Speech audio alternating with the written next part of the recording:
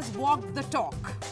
On 16th of November 2022, when Prime Minister Narendra Modi accepted the ceremonial gavel from Indonesian President Joko Widodo at the handover event during the conclusion of the G20 summit in Bali, he had spelled out what his mantra or the vision for India's G20 presidency will be. Inclusive, ambitious, decisive, and action-oriented. These were the 4 words. Today, 10 months, he has shown that in the most challenging times, India can achieve what it set out for. A Delhi declaration of leaders which many dismissed, many thought it was improbable, perhaps impossible, even unachievable. How can India, an ambitious emerging nation, achieve what top world economies could not? How can India get China, Russia, Australia, the US, the UK, the European Union all on the same page in the times of a war? Well, India did. A declaration with complete consensus which the Prime Minister announced himself. 100% consensus has been achieved on all developmental and geopolitical issues.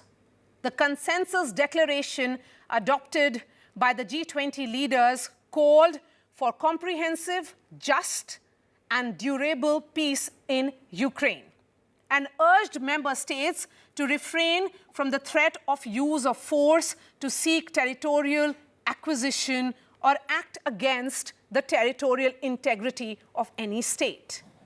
India's G20 presidency is the culmination of a year of milestones. The country has become the 4th to land on the moon, first one near the South Pole. It has surpassed China as the world's most populous country and has overtaken the UK as the world's 5th largest economy. And today, in fact, a big diplomatic success. Over the next 1 hour, let's decode this day for India, as this young democracy has clearly silenced the skeptics and stumped doubters and naysayers. आइए इस G20 summit का हम आरंभ करें। G20 के president के तौर पर भारत पूरी दुनिया का आह्वान करता है, हम मिलकर सबसे पहले इस ग्लोबल ट्रस्ट डेफिसिट को एक विश्वास, एक भरोसे में बदलें। यह हम सभी के साथ मिलकर चलने का समय है।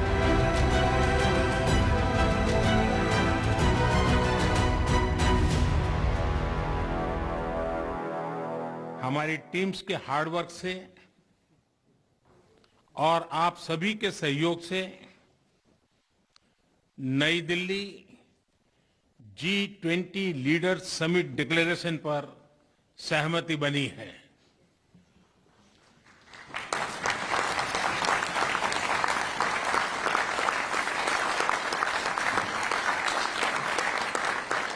मेरा प्रस्ताव है कि इस लीडर्स डिक्लेरेशन को भी एडॉप्ट किया जाए।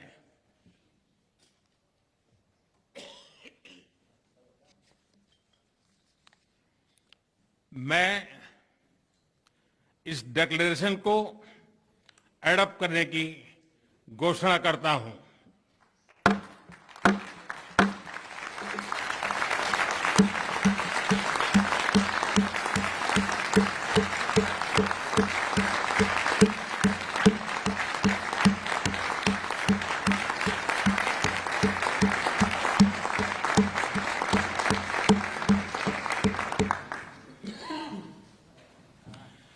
इस अवसर पर मैं हमारे मंत्रीगण, शेरपा और सभी अधिकारियों का हृदय से अभिनंदन करता हूं, जिन्होंने अथाक परिश्रम करके इसे सार्थक किया है और इसलिए वे सभी अभिनंदन के अधिकारी हैं। 200 hours of non-stop negotiation. That's what it took Sherpas of these countries to discuss 15 key principles. Today, history has been made, and the very outlook of G20 as an institution has changed forever with this New Delhi leaders' declaration. What does it really mean? What are the big takeaways? Despite the presence of Russia and the dominance of the West in this grouping, European Union being a member, we have seen a paragraph on Ukraine, which says all states must refrain from the threat or use of force. The use of nuclear weapons is inadmissible. It talks about the negative impact of war on food and energy security and supply chains. Interestingly, G20 has given this twist that Russia-Ukraine war was not its mandate. But the economic impact of Russia-Ukraine war is. Remember, the entire world, including China, Russia, agree that Ukraine war is a humanitarian crisis, so that is where it became a point of convergence. The big infrastructure announcement, which all happened out of the ambit of G20. India, Middle East, Europe corridor has been launched. And why is this really a big deal? This infrastructure corridor will link 3 continents. Yes, you heard that right, 3 continents. There will be a rail port link for trade corridor, will reduce shipping time and cost, will make trade cheaper and faster. It will be an alternative to China's Belt and Road project. Remember, China has been accused of debt trap diplomacy because of this OBOR. Nations in new corridor will see increased flow of energy, and these nations will also see an increased flow of trade and digital communications. Now, Prime Minister Narendra Modi has also upheld Mahatma Gandhi's legacy with this inclusion of African Union as a permanent member. African Union actually forms 55 countries, which are in total. African continent is unprecedented, underrepresented, I would say, in G20. They were till now, till today. South Africa is the only member of G20 from this continent, and African Union has a combined GDP of $3 trillion. So there is a lot of untapped resources. And African Union is home to 1.4 billion people. There could be greater people-to-people contact. African Union is a major player of Global South, and India truly today is the face of the Global South. Those 125 countries which form this big grouping of developing and emerging nations called Global South. One thing which has happened, which is being seen as hugely transformative decision, is Global Biofuel Alliance. Let me try and decode that for you. India, United States, and Brazil are founding members of this alliance, and Prime Minister Modi has urged G20 nations to join this alliance. The aim is to take ethanol blending with petrol globally to 20%. So what will you say biofuels are? For many of you who may not know, they are derived from sources including plant and animal waste. They can accelerate global efforts to meet zero emission targets, which is proposed by G20 satellite mission. And it's important to understand that there is need for green credit initiative. This is what the Prime Minister has said. So let's try and decode as we talk about the big takeaways from our experts who are joining me live. Kanwal Sibbal is former diplomat. We have Jonathan Watchell, former US mission to United Nations. Donald Camp is adjunct fellow, chair in US-India policy studies. We have Ambassador J.S. Mukul.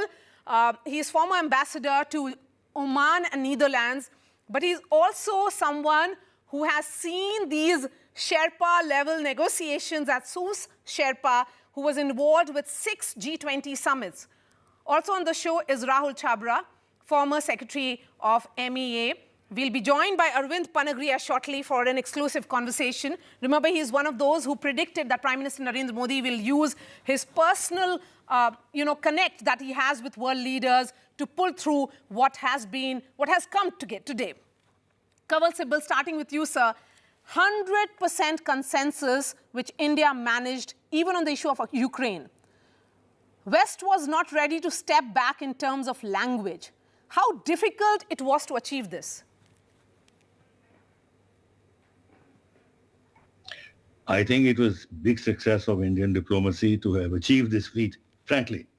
I also did not expect a leadership declaration to necessarily emerge because of the deep differences between the West on the one hand and Russia and China on the other, to the point that Russia was not willing to accept even the Bali language.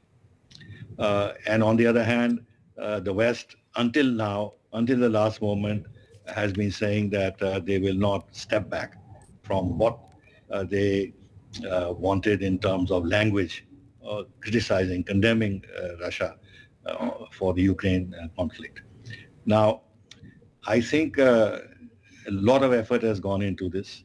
Russia has emerged, to my mind, very successful diplomatically because Russia itself is not mentioned by name in the paragraphs on Ukraine. And there's no condemnation at all of Russia.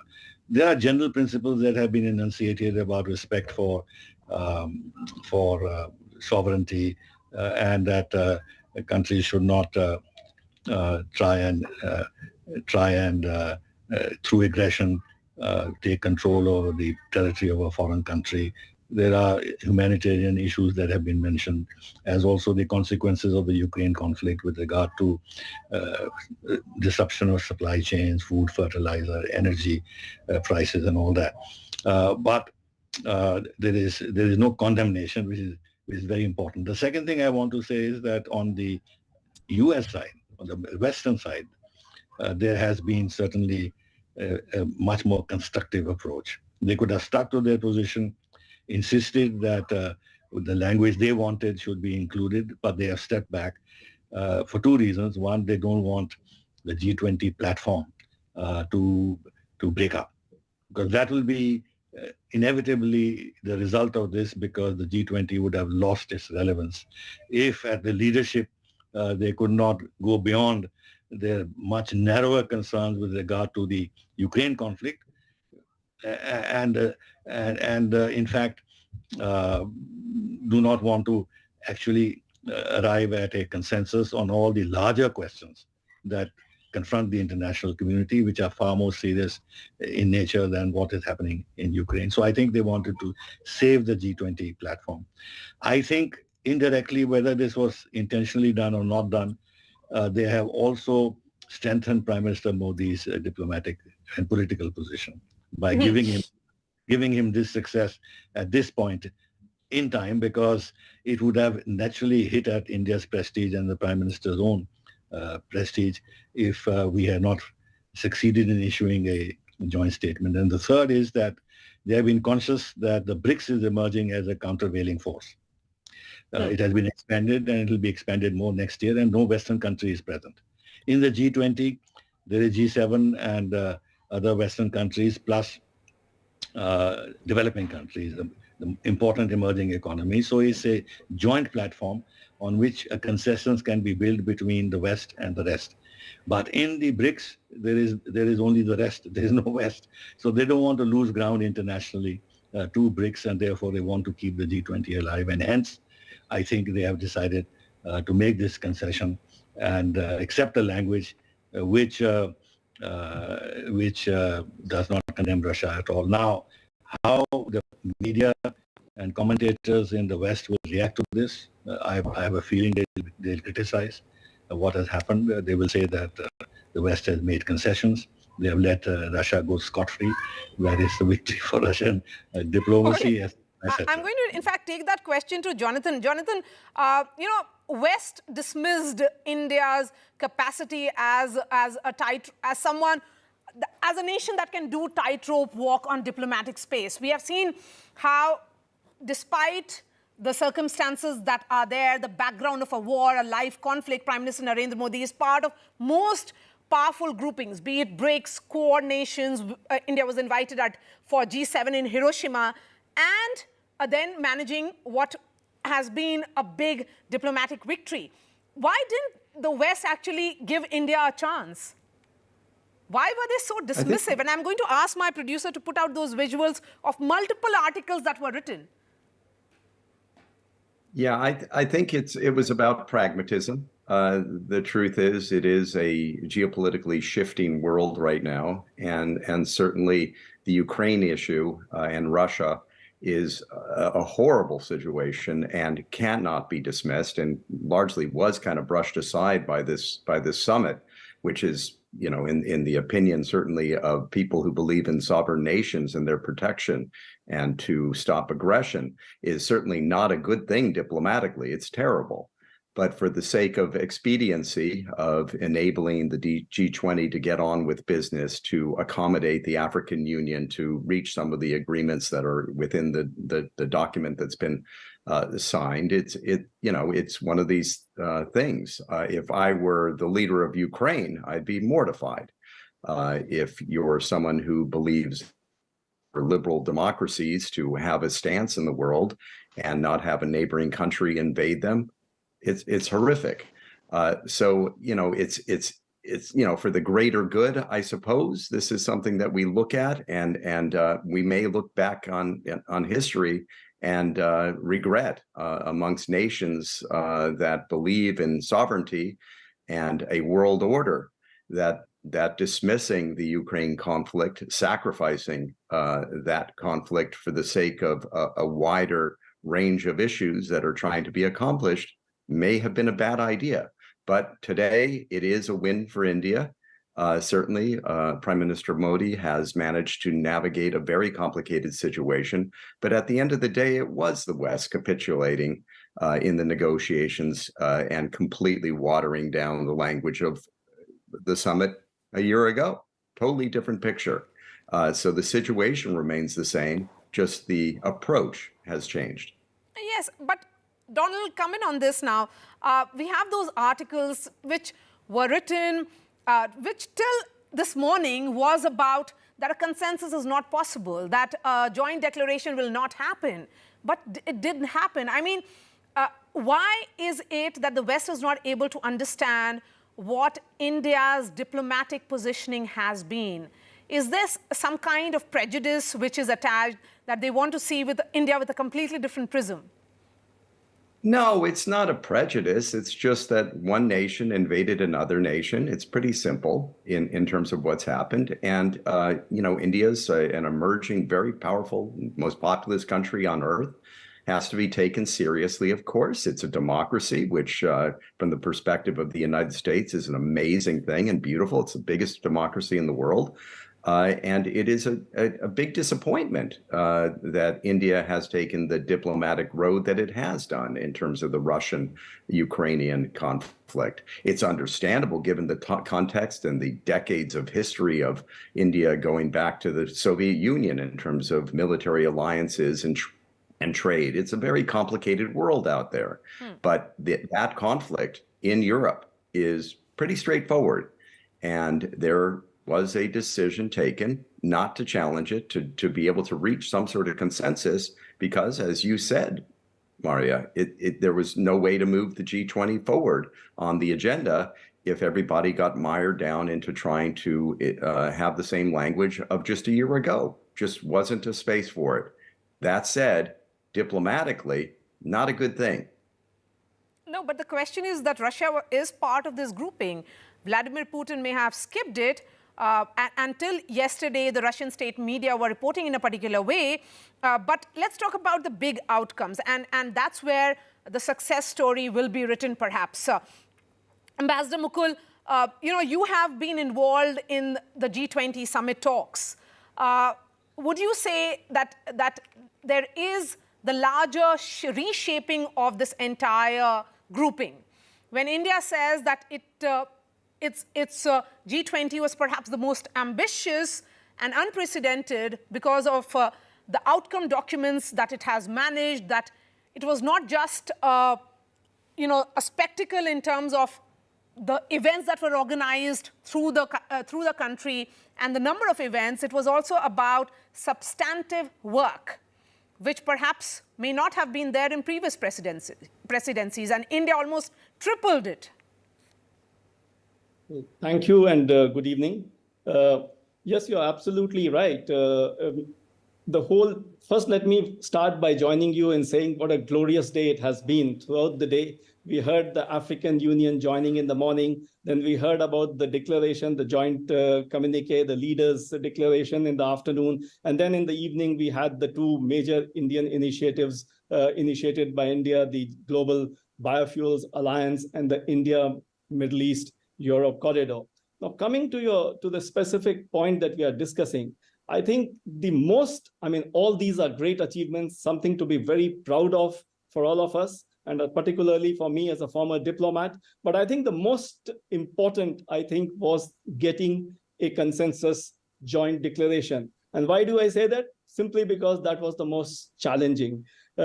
Much has been said about whether this would happen, not happen. I think all that is now academic. The fact of the matter is that it was due to absolutely brilliant Indian diplomacy and the way we were able to finesse it.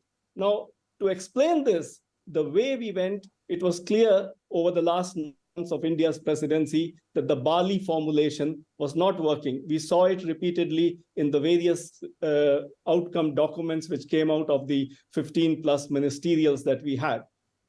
So the only option was to look at a compromise or a consensus language. Now, the way we finished it, I think goes back, and to answer your question, it goes back to the very beginning when we got the G20 at the summit level in 2008. And in 2009, it was mandated to be the premier forum for international economic cooperation. I emphasize economic cooperation. And that is what the geopolitical paragraphs in the declaration say. They clearly mention that geopolitical issues and security issues do not belong to this international economic cooperation. It's not here. They don't belong here. But it then goes on to say that these events and Ukraine, of course, they have a very major impact on the economic aspects, whether it's the food security, the energy security, the supply chains, the fertilizer, and all that. And therefore, from there on, it goes on to mandate by recalling the United Nations principles, the previous Bali declaration, and all the resolutions and all that, plus says that ends with the famous statement that this should not be an era of war. I think it's brilliant drafting, brilliant diplomacy, and the way we were able to finesse it. I don't see this as a victory or defeat for either of the two protagonists. India, along with some of the other emerging market Sherpas, as we heard, has brought this, has been able to achieve this success. And this is because in a consensus document, compromises have to be made on all sides. Nobody gets everything. And this is a result of a very well-crafted... I'm going to come back to all the guests in just a bit, but we have a special guest joining me on this special broadcast. Arvind Panagria is a professor at Columbia University. He joins me live from New York City. Professor Panagria, I appreciate your time. I remember your tweet yesterday where you said, you can count on Prime Minister Narendra Modi to remove last obstacles and on Indian diplomats to craft a communique on which a consensus will be reached. Indian presidency would eventually be seen as a turning point in the history of G20. You can say, I told you so. Till this morning, many observers, analysts never gave India a chance. What did they miss? Number of things, Maria. First of all, Prime Minister Modi has been engaging with the rest of the world since he became Prime Minister of India. You remember how many trips he had made to the United States even in his very first year. And he went to every possible single country, So he has been building these bridges. He has really put diplomacy and foreign relations on top of his agenda. And of course, he had a fantastic team. So I've observed and actually worked with Prime Minister Modi. For 3 years, I worked with him, and I've observed him for much longer. As also our India Sherpa, Amitabh Kant, was the CEO of the Niti Aayog when I was heading the Niti Aayog. So I know the team, very hardworking, very focused, very persistent, and very flexible also. So I think these are things that you got to know from inside, which is why I was confident that this will happen. Also, I led I was India's G20 Sherpa for 3 of these communiques, and therefore did the negotiation. So I know exactly what is involved in this. You have to be very good at crafting the language so that you can take care of the objections of different countries. Also, at the end of the day, it doesn't serve any country's purpose to come out of this kind of thing without any kind of document. What is most remarkable, of course, for this particular one is that it is extremely wide-ranging, and yet there are no footnotes, nothing, no separate chairs statement. The communique actually got signed off. So 37 pages of full consensus. Absolutely. So I think that is the most remarkable thing. And this is not 37 pages of words. I think, if you read it carefully, it just has an enormous amount of substance and agenda to it.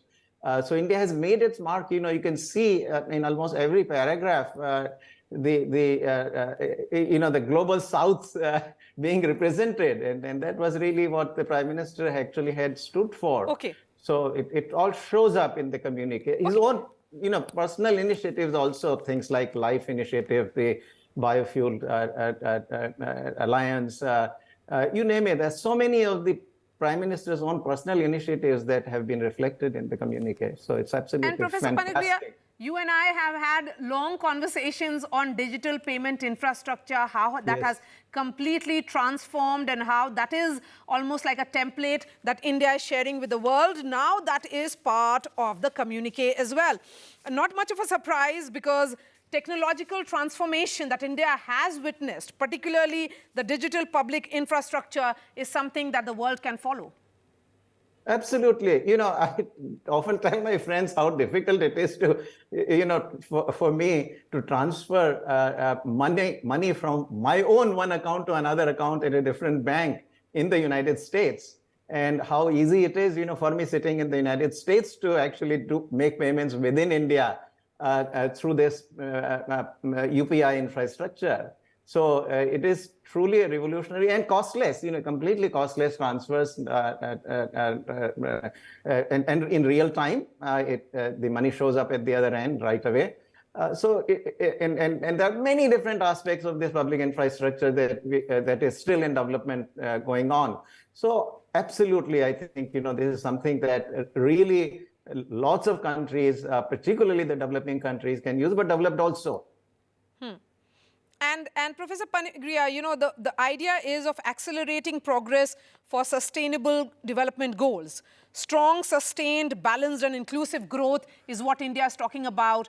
And when we look at this joint communique and we are trying to decode it, because certainly it will be read multiple times, threadbare by all analysts who were saying that India will not be able to manage it. But coming to you for the financial inclusion, and that comes in the backdrop of what happened today.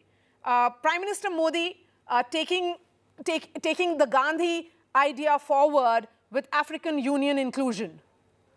And sending that message that, without one of the largest continents of the world being part of G20, there cannot be development, in the sense that world cannot develop with Africa being left out of the picture.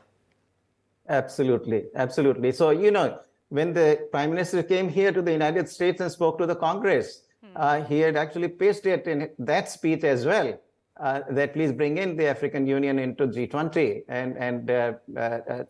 So that is another initiative, and I completely agree that, after all, what is development without Africa?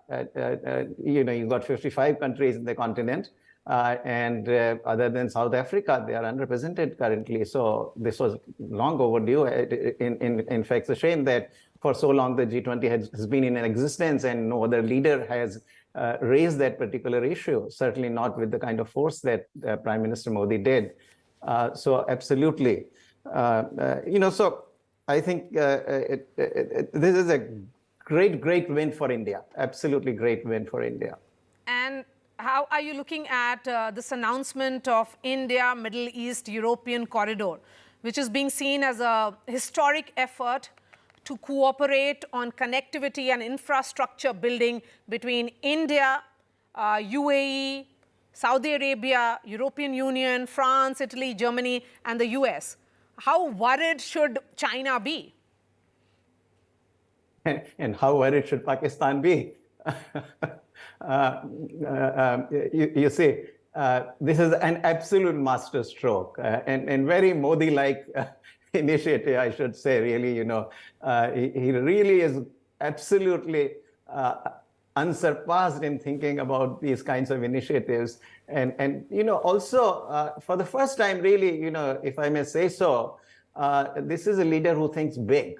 One of the hallmarks of Prime Minister Modi's initiative and thinking is that he thinks big. I mean, it's reflected in everything. If you look at the venue of the G20, this is the kind of venue we have never built before. And likewise, the corridor is an absolute masterstroke. Diplomatically, it really puts everybody who is on India's other side actually on the back foot. And trade-wise, it's a big win for us, for India. It's a big win. So and more power to Prime another Minister. aspect of Global Biofuel Alliance, these are some aspects which are not G20 subjects per se, but these are ideas which are being seen as additions defined by India. So while we look at DPI, which is part of the document, you have other aspects which are not part of the larger, but it has to do with India and the Prime Minister's thinking and positioning. This is emerging nation which is saying that this is coming out moment. It is India's moment. It is India taking center stage in the diplomatic space. It's India taking center stage as a force to reckon with. Totally. Maria, I'll tell you, because I negotiated 3 of these communiques in the early years of Prime Minister Modi's tenure. Okay. I remember that my frustration with our ministries used to be that what do we really want? The ministries were always very good at saying what they don't want, what their red lines are, and on the proposals that others had made. And I would constantly ask, what do we want? Right? I mean, this is a negotiation, and negotiation is about give and take. And so our convention tradition had been of being defensive, I don't want this, so draw red lines, but never say, what do I want? But for the first time, under Prime Minister Modi, finally, we have begun to actually put our ideas on the table. And this communique, this declaration is an absolutely fantastic example of that. I mean, it really, to me personally, actually looking at this communique is something that is quite transformational. This is not the way we used to negotiate, where we would put so many of our ideas on the table. And the Biofuel Alliance, of course, is only one of them. But, even the traditional medicine actually has come out on this agenda. If you see there, there is a line on recognition of traditional medicine, Ayurveda, etc., which is what, another of the things that Prime Minister has encouraged within India. So there is a whole lot of things in this declaration, in this communique, which are India's stamp. And this is why I said also, in my tweet yesterday that historically this G20 will be seen as a turning point. Would you say that it's because you have worked so closely with Prime Minister Modi as the head of Niti Aayog in the past that the very fact that he had staked his reputation on the success of this G20. It's important for him electorally as well, given the elections are going to take place next year, but he also understands that it is about legacy. And India, Yes. India is being watched by the world, in the post-COVID world, India has much at stake. Yes, yes, indeed. And it is also my firm belief, really, that, Prime Minister has no personal agenda. His agenda is India. He really wants India to be at the forefront of things, India to be prosperous, poverty eradicated. So that is what, anybody can make mistakes and all, but as far as the intentions go, Prime Minister really basically wants India to be up there. And that is something that I saw it reflected in all sorts of ways while working for the 3 years at the Niti Aayog. But I've also watched him very closely, even before he became Prime Minister, and then, after I left the Niti Aayog. And he really puts his, not just heart and mind to it, but also a lot of his time to it. He worked harder than any of us did, actually, I remember, in the 3 years that I was there. All right, Professor Panagria, your final thought, your last thought on all those who were saying that a joint communique will not happen till this morning in India and the world. What do they not know about the Indian leadership? What do they not know about Prime Minister Narendra Modi? What do they not know that what has been going on behind the scenes? 200 hours of non-stop negotiations. Yes. No, this negotiation is always tough, actually. When we negotiated also, this will go on. And I remember one time actually in Turkey, even after the first day of the Leaders Summit, actually, we were told to go back and renegotiate. So this is always a tough negotiation. I think where they, part of it, I would say that, many of the observers are entrenched into their own positions. And so they're looking at the whole evolution with some sort of, blinkers on the eyes. So many of the naysayers really are coming from that. And certainly there is a group of observers out there which would like to see India actually fail at it. Frankly, it's not the sort of thing I usually say, but this is something which... That's really sad. Professor Panagria, I hope we'll continue this conversation. Thank you so much for your time. And let me bring in Rahul Chabra. Really appreciate your patience, sir. India's G20 presidency is historic, being called ambitious. For you, what is the big takeaway, sir? Good evening, Maria. Yes, thank you. It was a pleasure being on your show. The big takeaway for me was, of course, other than the declaration itself, was the inclusion of the AU. I've lived in Africa, served in Africa for 6 years, both East and West Africa as secretary. Entire Africa was under my charge, so I've met many of the leaders there. So I know a little bit about Africa. And they were always very disappointed that they were sort of marginalized. Their views were not being taken into account. So they felt left out, so to speak. So even when I would go and visit as secretary, they were very pleased that, somebody's come from India and, come to listen to us, talk to us. So in that sense, even though I wasn't a politician, I didn't have the political sort of... So in that sense, getting AU on board is really the biggest takeaway. The significance of it, you mentioned some of the points, but I just want to add to the other points that you haven't mentioned, is that 60% of the renewable energy assets are in Africa. And if we are going to focus on renewable energy, well, 60% of those assets are there. 30% of the minerals needed for these assets are based out of Africa. They have the youngest population. Their growth rates of their economies are one of the fastest rates at the moment. Several economies are growing very fast.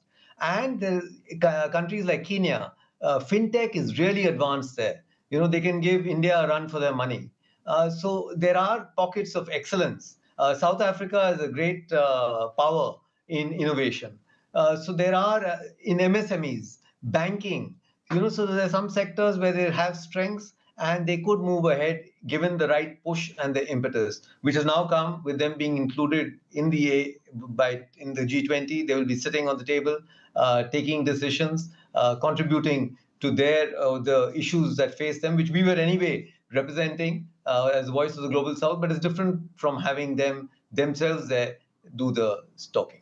Yes, and let me take that conversation and thought forward with Kamal Sibbal. You know, the consensus on MDBs, it's being also being linked to African Union, the idea of inclusivity, financial inclusion, and the fact that these countries cannot, the institutions cannot have the same parameters of looking at these developing nations vis-a-vis other countries. Yeah, but you know, in these matters, the G20 can only agree on general principles and agree on a line of action to be taken. But hardcore decisions, follow-up decisions have to be taken in other platforms. So it's not as if the G20 says something and the matter is closed and things will happen. Not at all. Whether it is this issue or multilateral development banks, because it will require a lot of negotiation. Or, for example, climate finance and everything else, because there are specialized forums, UN forums in which these issues are being discussed, and the real negotiations will take place then. There. What the G20 does is just a broad consensus. Now, as you know, even in the climate finance, it has been agreed for a long time that $100 billion of assistance will be available every year, but we not reached that target. And if they reiterate that in the G20 document, it doesn't mean it's going to happen, because you know the reality of on the grounds are quite different, with the global recession, with Europe in recession, with the global economy disrupted, with the efforts now to invest at home, inflation and everything else. Where will the money come from? And a lot of money is being spent on the Ukraine war. So the short point is that we should not simply accept at face value that if a consensus has emerged in the G20, it means that the follow-up will be smooth and rapid. It'll take time, there'll be difficulties, and a lot of negotiations lie ahead. With regard to the African Union, it's another feather in the cap of Indian diplomacy, because we took the initiative to propose African Union as a permanent member of the G20, and this was part of our consultations with the Global South and what we are assuming as a kind of a leadership of the Global South in terms of putting its agenda on the G20 agenda. And the African Union, the decision on the African Union follows logically from the Indian initiative. Yes, Jonathan, you know, the inclusion of the African Union rightly being welcomed by one and all, but there are these nations who look at these, you know, this continent very differently. Do you think, you know, there is almost, it was seen as some kind of competition between countries to take ownership of these, this continent. Now, with African Union being included in G20, do you think it's important to have that voice, which was underrepresented, not represented at all? Absolutely. I mean, this is way overdue, and that the fact that South Africa was really the sole representative for all these years, you know, we're now into pretty close to 20 of these G20 gatherings. It's ridiculous. It's a populous continent. You know, if you compare it with India on its own, of course, it rivals in terms of the population. But you've got 1.4 billion people and dozens of countries with all these vast resources. Of course, they should be represented. So it's a very good outcome. In fact, it might be the crowning jewel outcome of this summit in terms of geopolitics and the way the world is going. One of the big positives out of this summit. Okay, Ambassador J.S. Mukul, I'll give you the final word, the crowning jewel of this, this summit. Milestone moment, many are calling it, lots of adjectives being used. How will you describe the inclusion of the African Union? No, absolutely. A red letter day, a milestone moment, whatever you want to call it. But I think the important thing to note here is that G20 for the last 24 years, since it was established in 1999, at the finance ministers, central bank governors level, and then in 2008 raised to the summit level, had an Africa deficit. This had to be redressed We redressed it during our presidency by inviting 3 other African nations, but that would have been just for our presidency.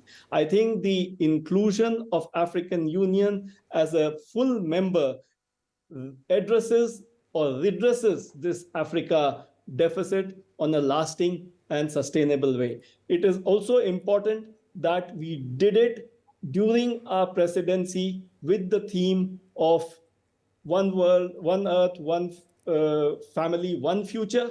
And it also resonates brilliantly with our cross-cutting priority of the global south, because after all, Africa, the 55 countries, constitute a very large bulk of the global south. So I think in all those respects, it is very well timed. And I think this was something waiting to happen. And I think we did very well. Thank you so much for your thought. Kawal Sibbal, Jonathan Watchell, Donald Camp, Ambassador Mukul and Rahul Chabra, thank you so much for sharing your thoughts and perspectives on what has been a very, very special day for India and the world as well, because all eyes were on New Delhi G20 leaders summit, and it has come up with a declaration. Those are the visuals coming in straight from Bharat Mandapam, where President Draupadi Murmu is actually hosting the heads of states for a gala dinner.